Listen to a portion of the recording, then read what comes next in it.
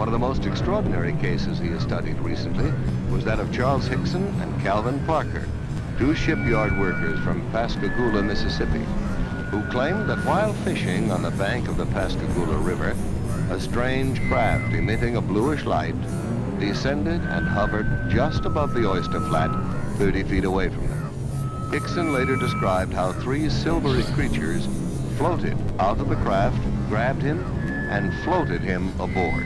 There was some kind of zipping sound, and when I turned around, in this area out here, 40, 50 feet out there, there was some kind of craft, you know, it looked like it's going to come right onto the ground. But it came on down and hovered about a foot and a half or 2 feet off of the ground. But we didn't know what to do, you know, like the river behind us and that out there not knowing what it was. So, and then before we had time to really do anything, it seemed like an open up here. Toward the end, it was, you know, us. And the blue light, it had blue flashing lights as it was, you know, approaching the ground, but then they went out.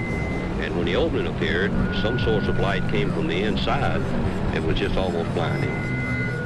Some UFO reports are hard even for governments to dismiss, especially when there are photographs to support the witnesses.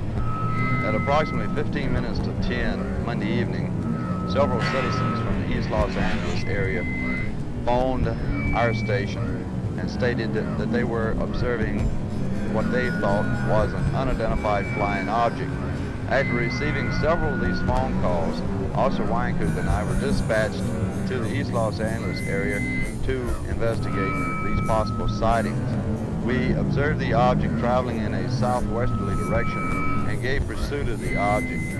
While in pursuit, I was passenger officer and I was broadcasting a pursuit to my division, watch commander, Sergeant Straughn of Hollenbeck Division, LAPD. During the pursuit, I managed to take one photograph. This photograph negative was booked into police property using this report and this divisional record number. The spacecraft was oval shape on top and underneath like a large pancake blown up in the middle. It did not have any dome like many of them are reported to have had. And it seemed to be about 200 feet in diameter and about 30 feet high. One of the best photographic sequences on record was taken of a UFO over Trindade Island off the coast of Brazil. Military and civilian observers on the Brazilian training ship Almirante Saldanha saw this metallic craft nearly 150 feet long moving in over the sea to circle the island. A professional photographer aboard the ship grabbed his camera and took these photographs, which were officially released to the world by Juscelino Kubitschek, then president of Brazil, as authentic UFO pictures. Evidence of UFO activity over water mounts steadily. Jacques Cousteau has reportedly investigated UFO sightings over South America's Lake Titicaca. Thor Heyerdahl saw strange glowing masses underwater during his famous Kon-Tiki voyage. And there are literally hundreds of reports from marine scientists and ship's crews of mysterious undersea craft. What is the connection between UFOs and water? Are extraterrestrials using the oceans of our world as highly developed bases for successive space expeditions? Or are these craft, as some people believe, piloted by descendants of Atlantean survivors who sought refuge long ago under the sea? What evidence is there to support this speculation? We now have the means to explore our ocean floors, and divers have located vast stretches of what appear to be the paving stones of giants. Stones as huge as the blocks that built the pyramids, crisscrossing the ocean bed in mid-Atlantic. Archaeologists have found the walkways and pillars of an ancient sunken temple off the coast of Bimini in the Bahamas. Are these undersea structures traces of one of the cities of Atlantis? Consider the mysterious triangle-shaped area in the Caribbean Sea. It extends to the edge of the Gulf Stream, about 150 miles east of Fort Lauderdale, Florida, to 40 degrees west latitude mid-Atlantic. Known in olden times as the Sargasso Sea, this area is a graveyard of the unexplained. It's a place where strange things happen to compasses. Strange things happen to time. Down through the centuries, this watery graveyard has claimed Spanish galleons, windjammers, steamships, supertankers, pleasure yachts, and aircraft. Almost all disappeared without trace, as if the tentacles of some mythical monster had reached out and seized them. This area is known today as the Bermuda Triangle, or Devil's Triangle. On December 5th, 1945, 5 TBM Avenger torpedo bombers under the command of Lieutenant Charles C. Taylor took off from Fort Lauderdale Naval Air Station on a routine navigational mission. Surface winds of 20 knots, skies clear, visibility unlimited. Suddenly, just 15 minutes before the flight was due to land, Fort Lauderdale Tower picked up Lieutenant Taylor's frantic voice. The time, 4 p.m. Calling the tower. This is an emergency. We seem to be off course. We cannot see land. Repeat, we cannot see land. What is your position? We're not sure of our position. We can't be sure just where we are. We seem to be lost. Assume bearing due west. Well, we don't know which way is west. Everything is wrong. We can't be sure of any direction. Looks like we're entering white water now. I tell you, we're completely lost. Then, at 4:25 p.m.,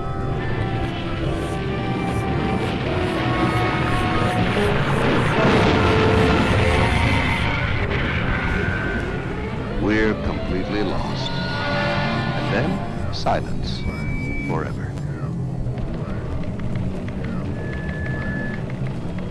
Immediately, the Navy dispatched a Martin PBM Mariner flying boat, a huge craft with electronic tracking gear, with enough fuel to remain airborne for 24 hours.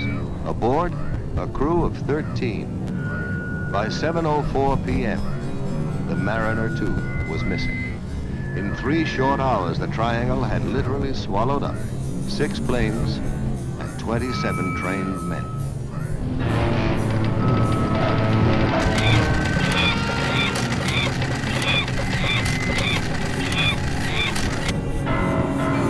By dawn the following day, the greatest air-sea rescue search ever launched was underway. 242 aircraft and 18 ships scoured the area known as the Devil's Triangle, but not a trace was found. Not an oil slick, not a piece of wreckage, not a life raft. Nothing.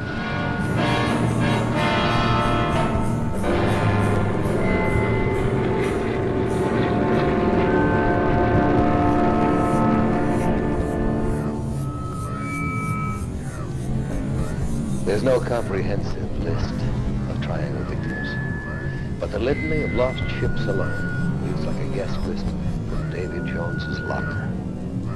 United States ship Nina, United States ship Bryce, the steamship Santa Clara, the Star Ariel, the Home Sweet Home, the steamships Hewitt, Corner, Slocum, the Marine Sulphur Queen, the Southern District, the City Belle, the George Boston, the Raifuku Maru, and on and on and on. Ship names that descend from mythology, the steamship Rubicon, the Nereus, the Proteus, the Cyclops, the Constellation, the steamship Witchcraft. Theories about the Triangle range from piracy to tunnels into other dimensions, other time zones. Physicists have suggested that the lost ships and planes may have been victims of a magnetic phenomenon that disrupts radio communications, causes flight instruments to malfunction. But there is no conclusive explanation. The ominous question remains. Is this area controlled by some unknown intelligence? We are currently spending millions of dollars exploring the ocean's bed. Project Mohole drilled 600-foot shafts beneath 12,000 feet of water in an attempt to decode the mysteries of the Earth's crust. And along with archaeologists and oceanographers, parapsychologists are joining in the search to locate evidence of the legendary lost continent of Atlantis.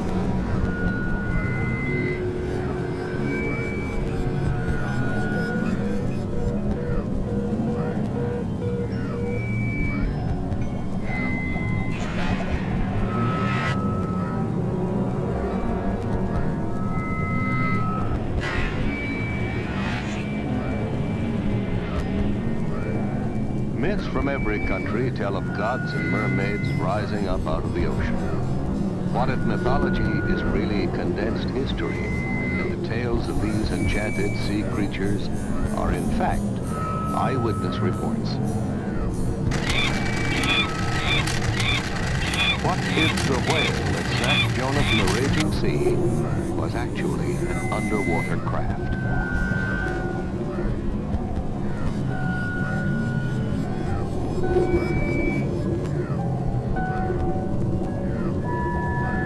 Undersea colonization may be a reality within our lifetime. Oceanographic institutes like Woods Hole and Scripps are collaborating with the government in undersea lab experiments to prove that man can live comfortably in an aquatic environment for extended periods of time. In order to survive under the sea and in deep space, man is developing new tools, mind tools, telepathy, clairvoyance, psychokinesis. The young Israeli psychic Uri Geller, who's puzzled scientists with his ability to bend metal with his mind and to dematerialize objects, claims that the power to do this is channeled through him from an extraterrestrial intelligence. Well, if Geller is right, we all have a lot of conviction. Meanwhile, the governments of both Russia and America are quietly sponsoring psychic research. Both countries have seriously considered using telepathy, the direct transference of thought, one mind to another, as a means of communicating with someone. Another country where ESP research is being carried out with the utmost objectivity is Czechoslovakia.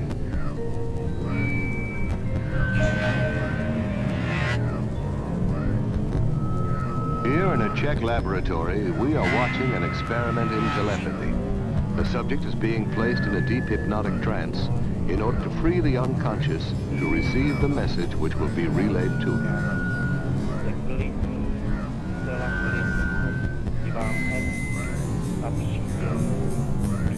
First, the subject is placed in a deep hypnotic trance.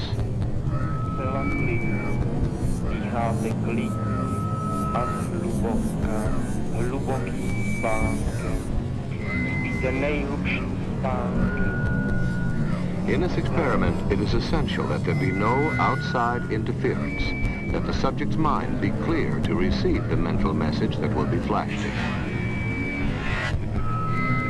Now the experimenter, previously unknown to the sleeping subject, selects at random an envelope which contains the name of a spice. Pepper. He tastes it, and then mentally tries to convey the actual taste of the spice to the hypnotized subject. Now the scientist is saying to him, "What I taste, you also will taste. What is it?" And the reply comes almost immediately, pepper.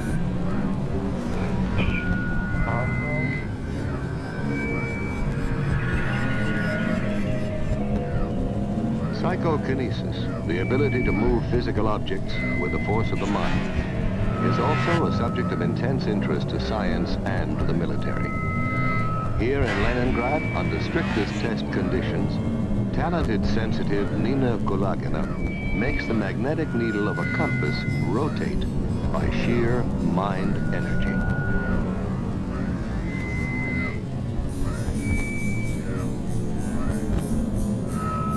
Russian scientists have found that while demonstrating this ability, the magnetic field surrounding Madame Kulagina's body is only 10 times less powerful than that of the Earth itself. Using this same energy, Madame Kulagina can also make non-magnetic objects like these matchsticks, shielded under glass, creep toward her across the table.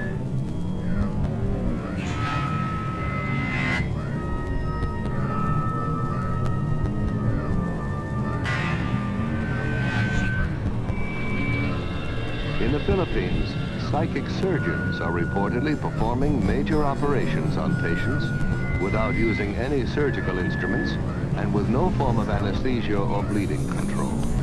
Yet the surgery appears to be painless and paranormal healing takes place almost immediately. The most publicized of the surgeons, Tony Akpoa, is removing a pituitary tumor from the forehead of a California businessman, Donald Westerbeck, who flew to the Philippines after doctors had warned him of the risks involved in traditional surgery. Here, in Westerbeck's own voice, is his description of the result of his operation. When I came to the Philippines, I was very dubious about this entire process, but I felt that it would be a shame to have the operation first and find there was any truth to the Philippine phenomenon. Whatever comes out may or may not be the right kind of tissue. It may well be symbolic, but it is now 2 years since that operation, and the symptoms, which were progressing quite rapidly, have pretty much disappeared. I know that whatever happened in the Philippines had a certain effect on the progress of what was happening within my head.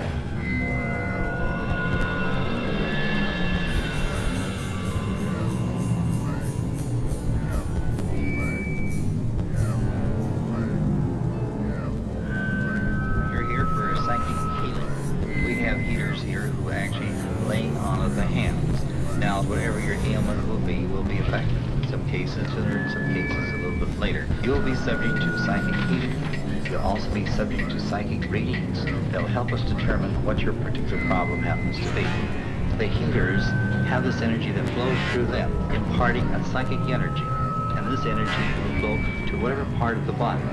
I think that most people that really get into healing professions feel like they have some kind of healing ability. They may not know what it is, but I think they get into healing because they're kind of led into it. I mean, physicians, nurses, even chiropractors and others. Have you been doing any heat treatment or infrared or... This observer is a licensed physician, an MD, one of the first to inquire into this unusual method of healing to see what it has to offer to his profession. Oh, absolutely. Absolutely.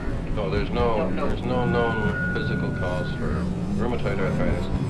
Not really for the other kind of osteoarthritis. Our usual procedure is to take psychic readings. This is a group of gifted sensitives who possess the extraordinary ability to diagnose a patient's illness by a method known as body scanning. They record their estimate of the possible illness by picking up vibrations directly from the sick person or by holding something belonging to her. Sometimes there is an actual transference of pain from the sick person to the diagnostician.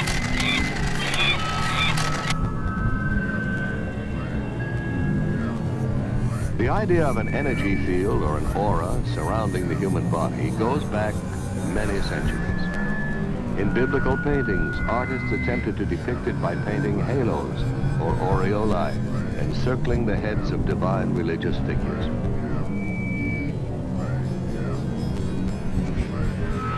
Rather more recently, this NASA picture shows Apollo 12 astronaut Pete Conrad on the moon with a bluish glow around him.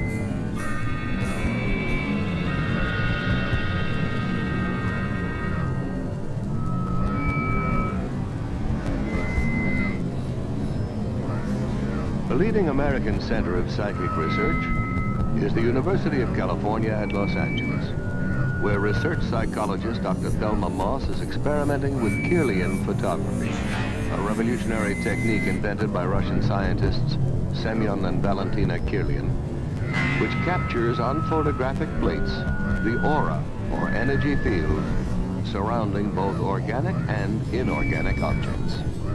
Dr. Moss, could you tell us about your research here at UCLA? We've conducted about almost every area of research in parapsychology that includes telepathy, thoughts going from mind to mind, moving objects at a distance. Primarily now, we're extremely interested in energy fields around the body. But probably the most fascinating work that we're doing right now has to do with a photographic technique that was first discovered in the Soviet Union called Kirlian photography, or more simply, electrical photography. And we've been able to get some pretty fascinating stuff on moving picture film using this technique, and I'd like to show it for you now, if I may. Okay, we're going to turn on the film projector here, and we'll be taking a look at some of our work in motion pictures. Due to the efforts of experimental researchers such as Dr. Moss, The technique of Kirlian photography may soon be of practical use in almost every area of physical science. Inorganic objects photograph very differently from organic objects. Coins have a steady corona. We get the illusion that there is movement going around it, but the actual corona itself is static and its boundaries fixed, whereas human beings show a remarkably different effect. This is the right index finger pad, and we can see how brilliantly around his finger there are flares, and the corona keeps changing its pattern. We took a young lady and asked her if she'd get drunk. Here she is, 2 finger pads on her right hand, before she's had anything to drink at all, and it is rather a placid effect. After 4 glasses of champagne, we see that she has become considerably brighter, and the gaps have closed. And from the backs of her fingers are emitted sparks from time to time. After 8 glasses, she is in a much better state. From the rear projection of her finger pads, there are brilliant effects. Now we tried before and during kissing. This is the left and right, male and female, before kissing, and we can see that the coronas of both are rather dim, with a gap definitely existing between their fingers at the point where they are almost but not quite touching. These same subjects were photographed during a kiss. Their coronas have become considerably brighter and, in fact, are reaching out toward each other, perhaps the woman reaching out a bit more to the man than the man is toward the woman. Here we find an extraordinary example, which doesn't happen very often. Do you notice the red blob of light appearing between the 2 people? In anticipation, we like to think of the kiss to come. While kissing, the white and almost pink colors have become much more prominent, and it would seem the man on the left is perhaps enjoying the experience a little bit more than the person on the right. Now, Dr. Moss has also observed through the Kirlian process the dynamic interchange of energy between the psychic healer and his patient. Apparently, after a healing treatment, there's a sizable increase in the width of the coronae surrounding the fingertips of the patient, and a corresponding decrease in the healer's corona. Another fascinating aspect of Kirlian photography is known as the phantom leaf phenomenon. People who've had a limb amputated often say that they can still feel, even complain of absent fingers or toes that itch. Now this, according to scientists, can be explained by the persistence of old sensory patterns in the brain. But for years, psychics have claimed that they can actually see phantom limbs still attached to the body. Now the Kirlian technique supports their claim. In Dr. Moss's laboratory, first they photographed an intact leaf, then cut away part of the leaf and photographed it again. For a short time, a phantom counterpart of pure energy remained where the leaf had been cut, making up a complete sparkling outline of the whole leaf. One of the most dramatic things in Kirlian photography is the phantom leaf effect. Here is a leaf on the left side. It has been cut. We turn on the Kirlian equipment by placing an electrode, and here we see no phantom. Where the leaf has been cut, there is a kind of gap. However, by lifting up the electrode and replacing it very vividly, you can see the brilliance of the phantom effect extending beyond the boundary of the cut leaf. We can see flares coming out from various parts of the leaf and from its cut end.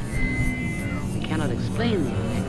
We simply know that it exists and that we can take it about 30% of the time. We obtain this phantom effect. Dr. Moss, have you investigated any other types of psychic phenomena? Well, I'm called on frequently. Psychotherapists sometimes bring their patients in because they've got some problems. One of the strangest areas of all is when we are called, I would say we get 100 calls a year, to find out about haunted houses. People think their houses are haunted.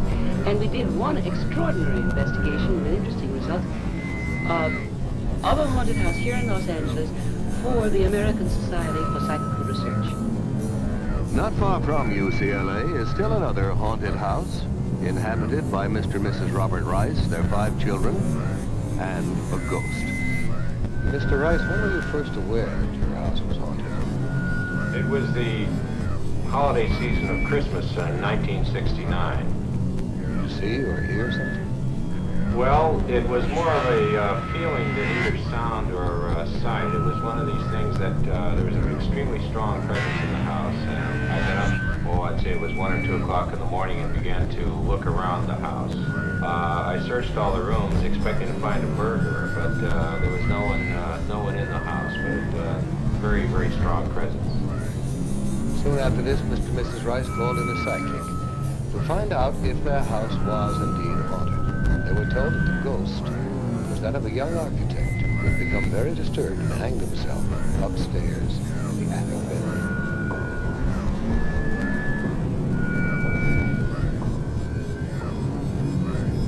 Well, I was working in my studio downstairs. I'm a painter, and this individual had become such a familiar part of our family after a number of years that I more or less tried to communicate with him on working in this painting. I saw a man about 5'7", very thin, dark complected, wearing a white shirt rolled up to the sleeves, open collar dress shirt, dark pants, and black shoes. There was an immediate effect of the painting taking shape. It was almost as if it were directed, although I couldn't move my hand. It's not really a painting of him as he looks, it's more of a feeling of his personality. The California Society for Psychical Research came to the Rice's house to investigate the case.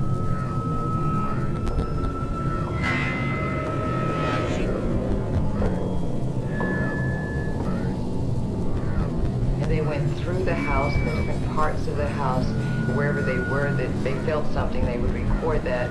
They felt very strong feelings of him upstairs where he was supposed to have hung himself. But there were unusual noises up and down the stairs, and it sounded like someone walking up and down the stairs.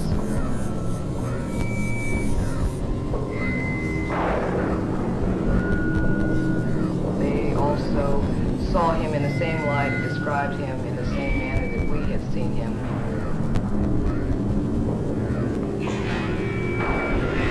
Much of their conclusions concurred with what we had told them ourselves. And in view of the 5 children, there are absolutely no problems whatsoever. They're very aware of what's happened. It really doesn't bother them. They're used to the idea. We've never been afraid of him, and it's never bothered us living here, and we've been here for 5 years. Actually, we've kind of enjoyed having him as a silent member of the family.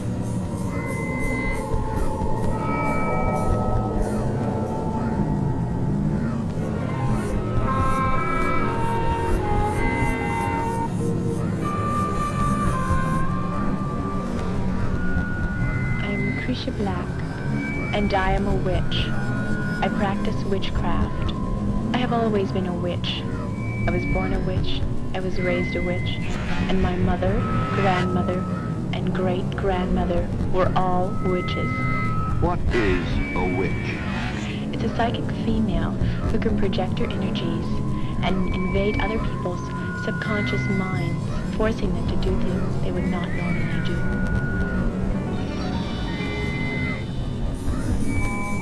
This is Witches' Mill in England, where in the Middle Ages, witches practiced their ancient art. There are witches who worship nature spirits and use plants and herbs to make potions for the sick. Witches who cast spells to dry up a neighbor's cow or blight his crop. Witches who wore charms and amulets to dispel the dark forces. In England, in medieval times, the church burned and hanged witches, blaming them when someone became sick or died. In France, Joan of Arc was burned at the stake because the church was afraid of her amazing psychic powers. Down through the ages, people with psychic ability have been falsely accused of being witches. And as recently as 1970, in San Jose, California, an ordinary Midwestern housewife was charged with practicing witchcraft.